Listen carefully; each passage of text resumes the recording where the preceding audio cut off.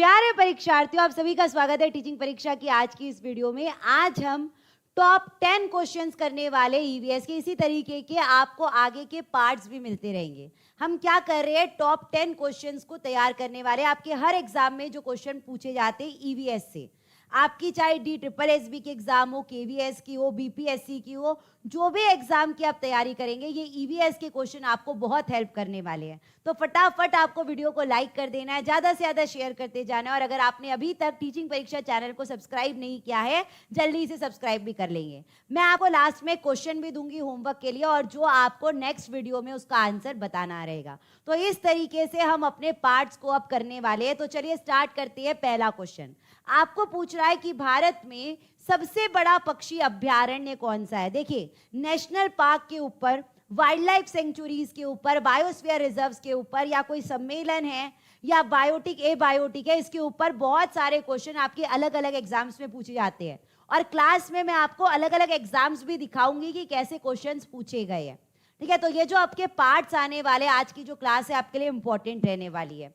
तो largest bird sanctuary, सबसे बड़ा पक्षी अभयारण्य कौन सा है, आपको याद रखना है भरतपुर पक्षी अभयारण्य। केवलादेव राष्ट्रीय उद्यान जिसे कहते हैं, केवलादेव राष्ट्रीय उद्यान कहां पर है, भरतपुर राजस्थान में है। कहां पर है, भरतपुर राजस्थान में है। ये सबसे बड़ा पक्षी अभयारण्य है और इसे यूनेस्को ने विश्व धरोहर स्थल घोषित किया है। यूनेस्को ने इसे विश्व धरोहर स्थल घोषित किया है, ये भी आपको याद रखना है। एक और क्वेश्चन जो इसके ऊपर बन सकता है, एक और क्वेश्चन जो इसके ऊपर बन सकता है कि इसे रामसर स्थल भी घोषित किया गया। अब रामसर क्या होता है, रामसर स्थल क्या होता है कि जो आर्द्र भूमि को संरक्षण देते हैं, जो वेटलैंड्स को प्रोटेक्ट करते हैं। वेटलैंड्स क्या करते हैं, वेटलैंड्स क्या करते हैं, किडनी की तरह काम करते हैं। हमारी किडनी क्या करती है, ब्लड को प्यूरिफाई करती है। तो ये आर्द्र भूमि भी क्या करती है, पानी को प्यूरिफाई करती है, पानी को शुद्ध करती है और ग्राउंड वाटर लेवल को बढ़ाने में मदद करती है। तो वेटलैंड्स को बचाने का काम किसके अंदर किया गया, रामसर कॉन्वेंशन के अंदर किया गया। और रामसर कॉन्वेंशन के अंदर रामसर साइट्स जो है, जो हमारे भारत की सबसे पहली रामसर साइट थी, वो 2 थी। तो केवलादेव के ऊपर यह भी क्वेश्चन बन सकता है कि सबसे पहली रामसर स्थल जो हमारे भारत में घोषित किया गया, वो एक तो केवलादेव राष्ट्रीय उद्यान था और दूसरा आपको याद रखना है चिल्का झील। दूसरा कौन सी थी, चिल्का झील।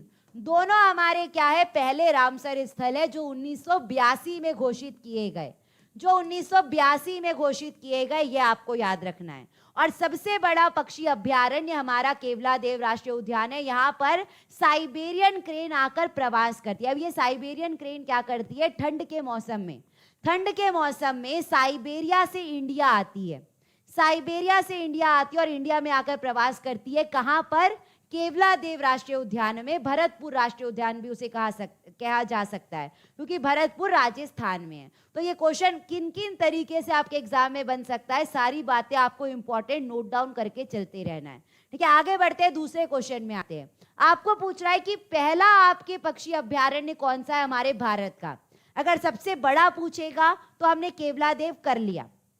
ठीक है, ये UPPCL में पूछा गया क्वेश्चन है कि हमारे भारत का सबसे पहला पक्षी अभयारण्य कौन सा है, तो आपको याद रखना है वेदांतगल पक्षी अभयारण्य। ये कहां पर है, आपको कमेंट में बताते रहना है। तो वेदांतगल पक्षी अभयारण्य कहां पर है, तमिलनाडु में है।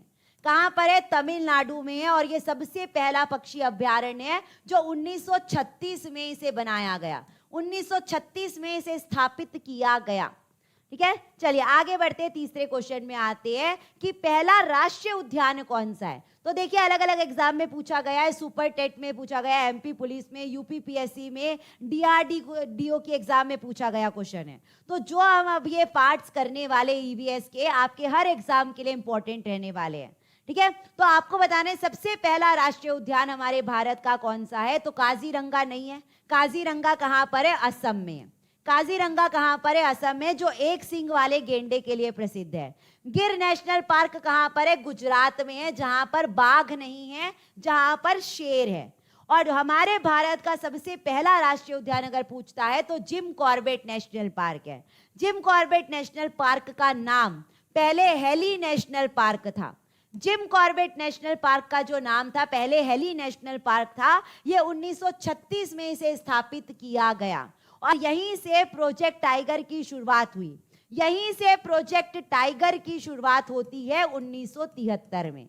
प्रोजेक्ट टाइगर की शुरुआत होती है 1973 में। अगर आप इसी तरीके के क्वेश्चन पढ़ना चाहते हैं, सारे क्वेश्चन को डीप में पढ़ना चाहते हैं, तो आप डेली 4 बजे यूट्यूब पर क्लास होती है, डेली 4 बजे ईवीएस की क्लास 4 बजे यूट्यूब पर होती है, वहां पर आपको जुड़ जाना है। ठीक है, चलिए आगे बढ़ते हैं, नेक्स्ट क्वेश्चन में आते हैं। प्रोजेक्ट क्रोकोडाइल HPPSC के एग्जाम में पूछा गया क्वेश्चन है कि प्रोजेक्ट क्रोकोडाइल कौन से साल में लॉन्च किया गया था। क्रोकोडाइल को बचाने के लिए, क्रोकोडाइल कम हो रहे हैं, मगरमच्छ कम हो रहे हैं, बहुत अलग अलग टाइप के मगरमच्छ रहते हैं, उनको बचाने के लिए प्रोजेक्ट क्रोकोडाइल आया था 1975 में। 1975 में उड़ीसा में, आंध्र प्रदेश में, गुजरात में, जहां पर झील है, जहां पर झील है, मगरमच्छ को बचाने के लिए, जैसे मुंगेर क्रोकोडाइल हो गए, मुंगेर मगरमच्छ हो गए, और भी प्रकार के जो मगरमच्छ है, सॉल्ट वाटर क्रोकोडाइल को बचाने के लिए, जो कम होते जा रहे हैं उनको संरक्षित करने के लिए प्रोजेक्ट क्रोकोडाइल 1975 में आया था। ठीक है, आगे बढ़ते हैं, नेक्स्ट क्वेश्चन में आते हैं। देखिए ये भी क्वेश्चन हेडक्वार्टर्स वाले, हेडक्वार्टर वाले, मुख्यालय वाले क्वेश्चन बहुत सारे एग्जाम में कॉमन बनते हैं। बीपीएससी में पूछा गया क्वेश्चन है, DSSS में पूछा गया क्वेश्चन है, WB सेट में पूछा गया क्वेश्चन है कि IUCN का हेडक्वार्टर कहाँ है, IUCN का मुख्यालय क्या है, कहाँ पर है। तो IUCN का फुल फॉर्म क्या होता है? International union for conservation of nature. International union for conservation of nature, ये क्या करता है, हमारे पर्यावरण को कैसे संरक्षित कर सकते हैं उसके बारे में काम करता है। और ये IUCN ही क्या करता है, रेड डेटा बुक को पब्लिश करता है। ये रेड डेटा बुक क्या है? ये रेड डेटा बुक क्या है? जिसके अंदर विलुप्त प्रजातियों के बारे में लिखा रहता है, चाहे वो पशु हो, चाहे वो पक्षी हो, चाहे वो पेड़ पौधे हो, जो विलुप्त होते जा रहे हैं, जिनकी संख्या कम होते जा रही है, जो एंडेंजर्ड होते जा रहे हैं, उसके बारे में रेड डेटा बुक में लिखा होता है। और कौन लिखता है? IUCN लिखता है। तो ये IUCN का हेडक्वार्टर कहां पर है? स्विट्जरलैंड में है।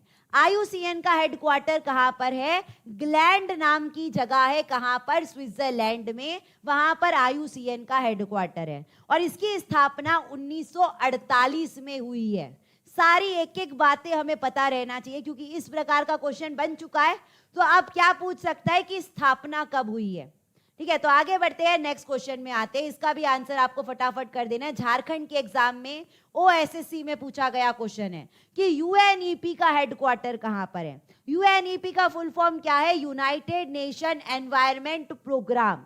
UNEP का हेडक्वार्टर कहां पर है? तो ये आपको पता रहना चाहिए कि UNEP की स्थापना, यूएनईपी की स्थापना कब हुई है? 1972 में हुई है, जब स्टॉकहोम सम्मेलन हुआ था। तो इसके बाद वाला जो लेक्चर रहेगा उसमें मैं आपको, जो आने वाले लेक्चर्स रहेंगे उसमें सम्मेलन के बारे में पढ़ाने वाली हूँ। तो आपको जो आगे आने वाले पार्ट्स है उसको भी ध्यान से पढ़ना है। तो जो स्टॉकहोम सम्मेलन हुआ है 1972 में, उस समय यूएनईपी की स्थापना की गई। तो क्वेश्चन पूछ सकता है कि यूएनईपी की स्थापना कब की गई? तो आपको याद रखना है 1972 में की गई। और इसका हेडक्वार्टर कहां पर है? नायरोबी में है। नायरोबी केनिया में है, ये आपको याद रखना है। या तो ऑप्शन में केनिया लिखा रहेगा या नायरोबी लिखा रहेगा। तो इसका आंसर क्या हो जाएगा? आपका नायरोबी हो जाएगा। तो ये आपके 4 क्वेश्चन एग्जाम के लिए इंपॉर्टेंट है। ये 4 क्वेश्चन आपके एग्जाम के लिए इंपॉर्टेंट है कि IUCN कब स्थापना हुई है? 1948 में। इसका मुख्यालय कहां पर है? ग्लैंड, स्विट्जरलैंड में है। यूएनईपी की स्थापना कब हुई है? 1972 में। इसका हेडक्वार्टर कहां पर है? नायरोबी, केनिया में है। WWF, world wild life fund, जो वन्य जीव को संरक्षण देता है, उसकी स्थापना 1961 में हुई है। उसका हेडक्वार्टर भी ग्लैंड, स्विट्जरलैंड में है। यूनेस्को की स्थापना 1945 में हुई है। उसका हेडक्वार्टर पेरिस, फ्रांस में है। तो चारों क्वेश्चन आपके लिए इंपॉर्टेंट रहने वाले। अगर आप इस तरीके का पढ़ना चाहते हैं तो डेली 4 बजे आपको ईवीएस की क्लास से जुड़ना है। मैं ऐसे ही क्वेश्चन आपको क्लास में करवाती हूँ। ठीक है, तो चलिए आगे बढ़ते हैं, नेक्स्ट क्वेश्चन में आते हैं। CGPSC बिहार CET की एग्जाम में पूछा गया क्वेश्चन है कि बायोलॉजिकल डाइवर्सिटी एक्ट कौन से साल में आया था। बायोलॉजिकल डाइवर्सिटी यानी कि हमारे पर्यावरण में अलग अलग डाइवर्सिटी की चीजें हैं, पेड़ है, पशु है, पक्षी है, अलग अलग लोग एक साथ मिलकर रहते हैं। तो बायोलॉजिकल डाइवर्सिटी एक्ट, जैव विविधता अधिनियम जो है वो कौन से साल में आया था? 2002 में आया था, सीबीडी के तहत। सीबीडी कब आया है? जो पृथ्वी सम्मेलन हुआ था, जो शिखर सम्मेलन हुआ था 1992 में, तो सीबीडी आया था। और सीबीडी के तहत क्या आया है? जैव विविधता अधिनियम आया है, 2002 में आया है। ठीक है, तो ये आपको याद रखना है। अब ये क्वेश्चन का आंसर आप करेंगे कि जो इताई रोग है वो कौन से देश में सबसे पहली बार देखा गया? दिल्ली पुलिस में WBCS में पूछा गया क्वेश्चन है इताई रोग। इताई रोग में क्या होता है? हड्डियां कमजोर हो जाती है।